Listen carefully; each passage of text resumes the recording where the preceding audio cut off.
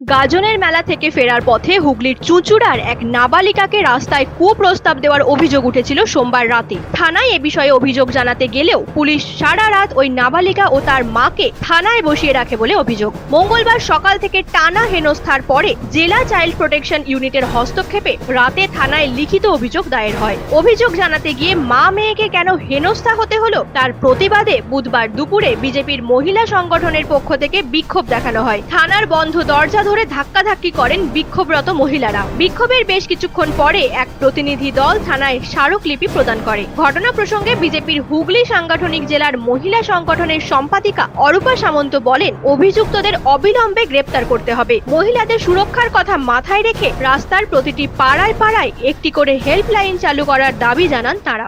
গত সোমবার মানে 13 তারিখ চরম দেখতে একটি 14 বছরের মেয়ে গিয়েছিল। সে যখন বাড়ি ফিরছে সাইকেলে করে, তখন ওখানকার দুটো ছেলে তাকে উত্তপ্ত করে এবং টানাহেজড়া করে। মেয়েটা চিৎকারে পাড়ার লোকজন এসে মেয়েটাকে উদ্ধার করে। যখন মেয়েটার মা বাবাকে নিয়ে এইখানে থানায় এসে অভিযোগ জানায়, সেই সময় বাবাকে থানা থেকে বার করে দেওয়া হয়, বলে আপনি যান, আমরা তদন্ত করছি। মা আর মেয়েকে সারা রাত থানার মধ্যে বস করিয়ে রাখে এবং মহিলা কক্ষেও তাকে নিয়ে যাওয়া হয়।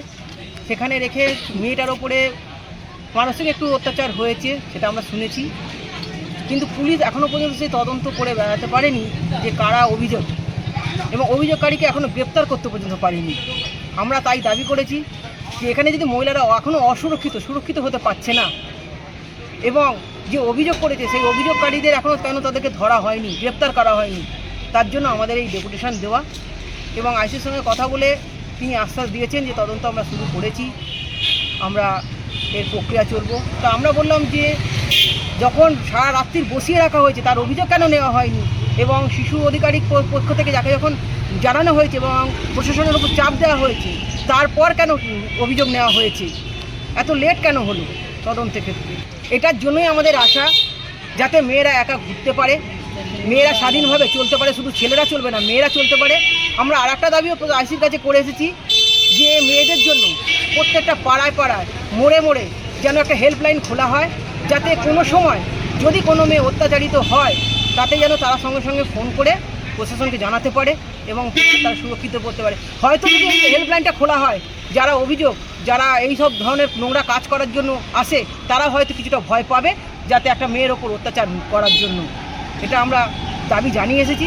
দেখা যাক তদন্তের ক্ষেত্রে তারা কতটা কি এগোতে পারেন এবং আমাদের দাবি কতটা মানতে পারে, এটাই হচ্ছে আমাদের। নিউজ আজ বাংলা, হুগলি।